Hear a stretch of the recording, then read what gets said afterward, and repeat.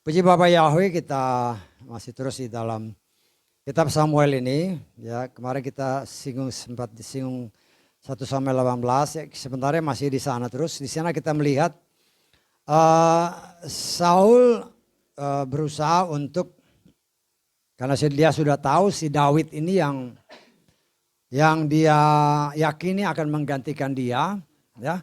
Timbul iri hati, kecemburuan, kemarahan, campur aduk, ya.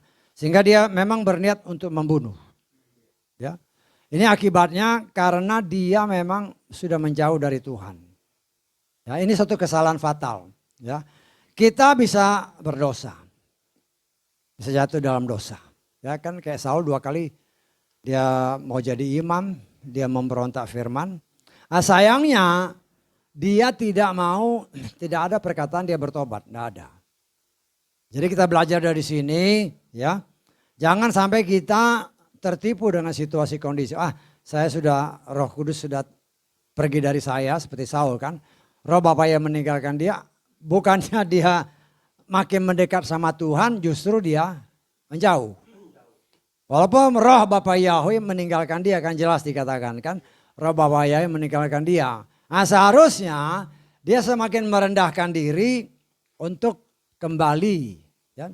Karena saya percaya Bapa Yahweh itu adalah Tuhan yang pengasih.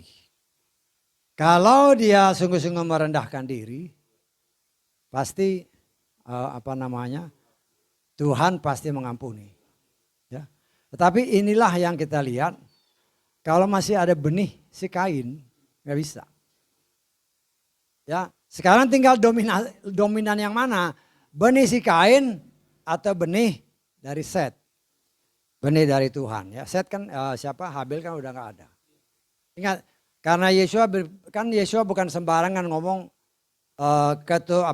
benih lalang, benih gandum, bukan sembarangan. Karena kan jelas dikatakan di dalam Matius pasal 13 nanti saudara baca. Di sana kan jelas bahwa benih lalang itu dari si jahat. Ya. Kapan datangnya? Ya datangnya ya waktu sejak manusia jatuh dalam dosa. Itulah yang mengakibatkan benih itu tetap ada. Di masing-masing kita ini masih ada benih si Kain itu.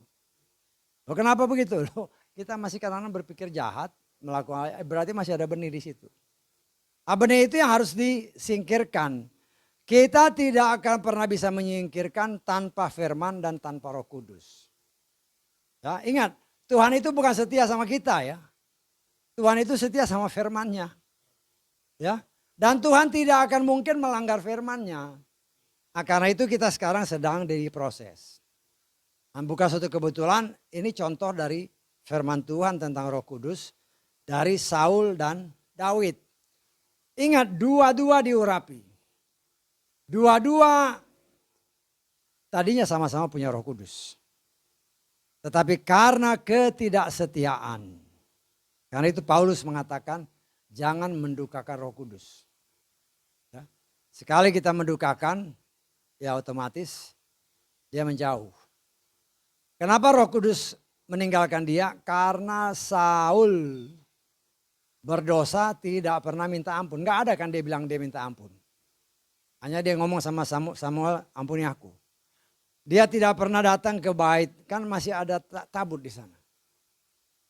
Kan di dalam 1 Tawarikh 13 kan dikatakan jelas bahwa selama zaman Saul tidak pernah Saul itu beribadah kepada Bapa Yahweh. Tidak pernah Saul mencari Tuhan. Dan kita tafsirkan dia nggak pernah ibadah.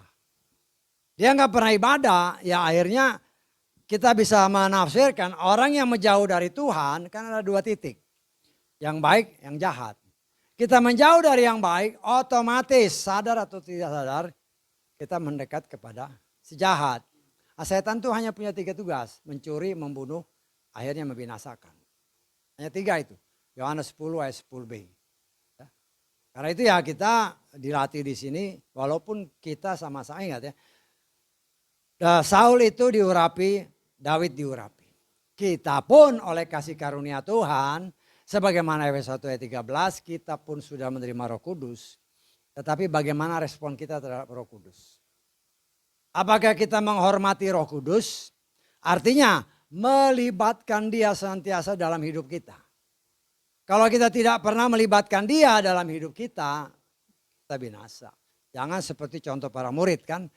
Si Yesua dibiarkan tidur. Mau berjuang sendiri di ombak yang besar. Nanti kalau udah mau mati baru ingat Tuhan.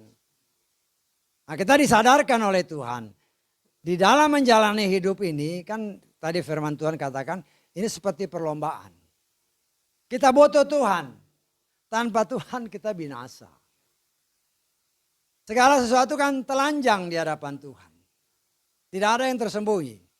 Jadi hati kita pun Tuhan tahu.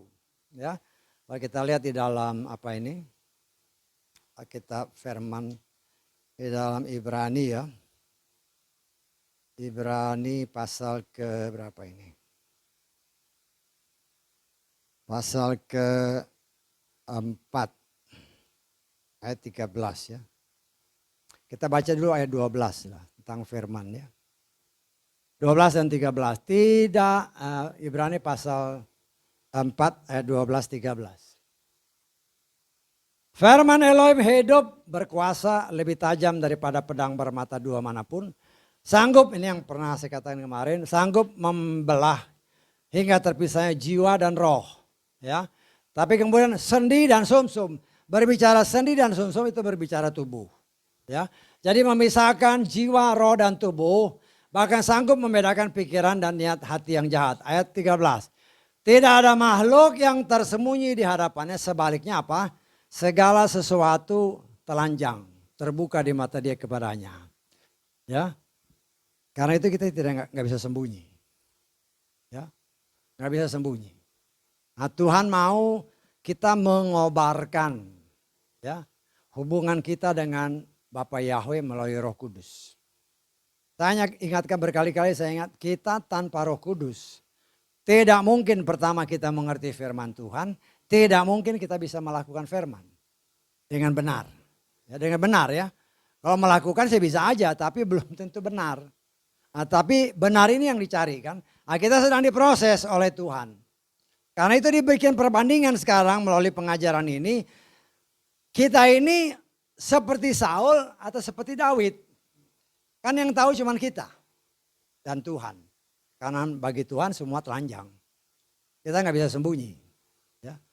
Tuhan mau kita berserah sama dia. Berserah, semuanya akan berserah. Yesua mengajarkan kepada kita. Firman-Nya berkata, aku tidak akan berbicara apapun kalau dia nggak dengar dari Bapa.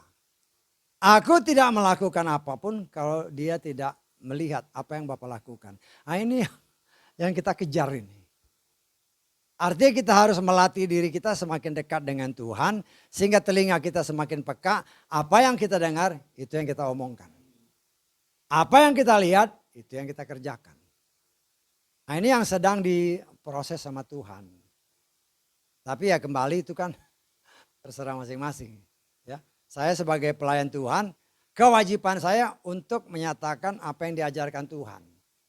Ya, walaupun itu mungkin ada orang yang itu keras sekali, harus pakai hikmat dong, harusnya pelan-pelan nggak bisa. Waktunya sudah semakin dekat. Ya, semakin dekat dalam hitungan, kalau kita mau hitung tahun, kalau apa yang kita tafsirkan itu berarti tinggal 28 tahun lagi. Tapi saya percaya bukan 28 tahun. Karena waktunya kan diperpendek. Karena kalau tidak diperpendek, ada tertulis, nggak ada yang selamat. Nggak ada yang selamat. Ya. Nah, di sini kita melihat, ya marilah. Kita berlomba, karena perlombaan ini wajib bagi kita. Dalam perlombaan, usahakan jangan lihat kiri kanan. Jangan melenceng ke kiri ke kanan. Tapi jelas dikatakan oleh Ibrani tadi, arahkan matamu kepada dia. Dan saya percaya kalau kita mengandalkan Bapa Yahweh, ya, jangan melihat masalah dalam hidupmu. Kalau kita ingat masalah dan membesarkan masalah, masalah itu jadi besar. Tuhannya jadi kecil. Tetapi kalau kita melihat bahwa Tuhan kita jauh lebih besar, karena itu ya satu ayat terakhir ya. Dalam 1 Yohanes 4 ayat 4 kita lihat ya. 1 Yohanes 4 ayat 4. Kamu berasal dari Elohim, hai anak-anak, dan kamu telah menaklukkan mereka. Karena apa? Dia yang ada di dalam kamu lebih besar daripada dia yang ada di dalam dunia. Ini jangan lupa ayat ini. Dan jangan remehkan. Berkali-kali dikatakan, jangan remehkan firman. Walaupun mungkin dalam pandangnya, dalam hati kita kecil kita mungkin, kok bisa? Apa mungkin? Nah itu yang setan selalu berusaha untuk membuat kita berpaling dari kebenaran firman. Nah, saya mengajar diri saya, dan saya juga menyampaikan kepada saudara, apapun firmannya, kalau itu dari Tuhan, aminkan.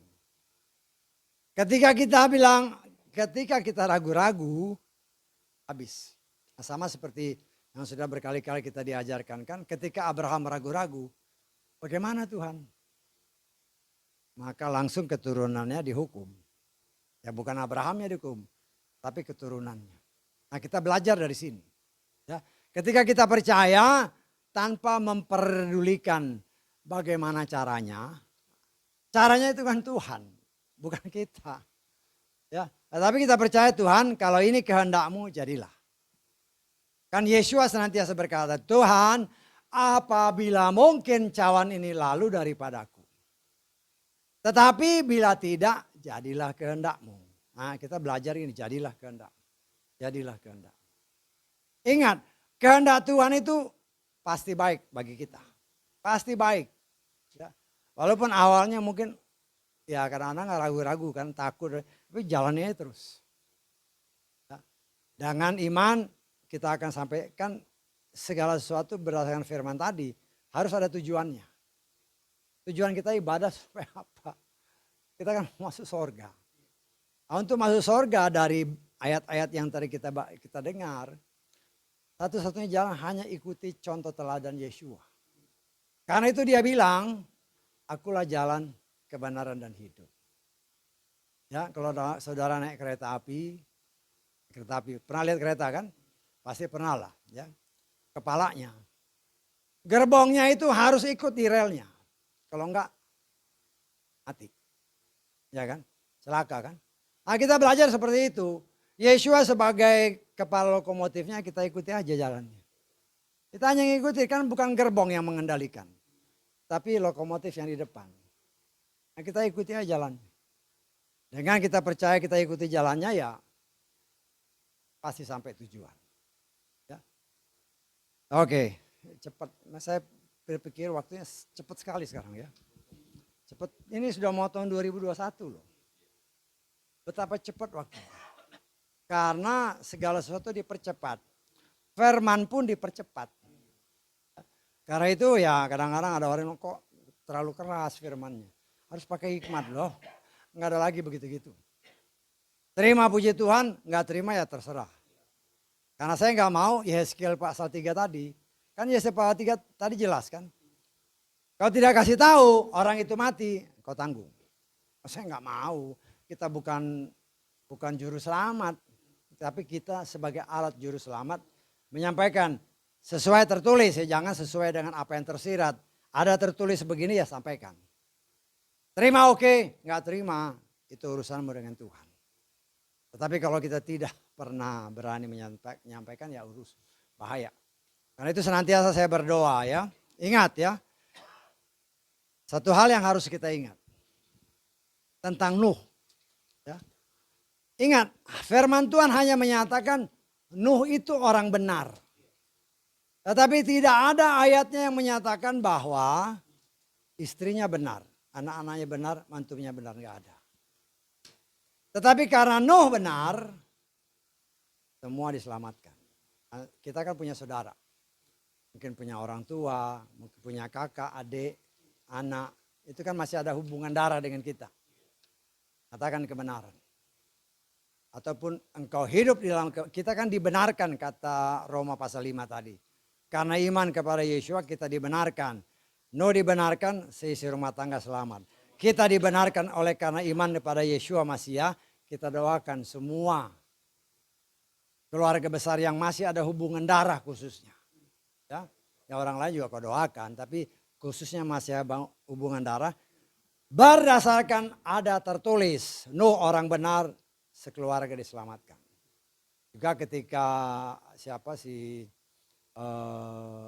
Paulus memberitakan orang yang di penjara itu kan, karena satu orang selamat, di rumah tangga diselamatkan. Ya, itu sebenarnya refleksinya ke zaman Nuh. Nah, kita imani itu. Jadi kalau kita yakin kita sudah dibenarkan oleh Tuhan, Tuhan memakai kita sebagai alat untuk menyampaikan kebenaran, nyatakan. Mau diterima atau enggak diterima itu bukan urusan kita. Sampaikan. Ya.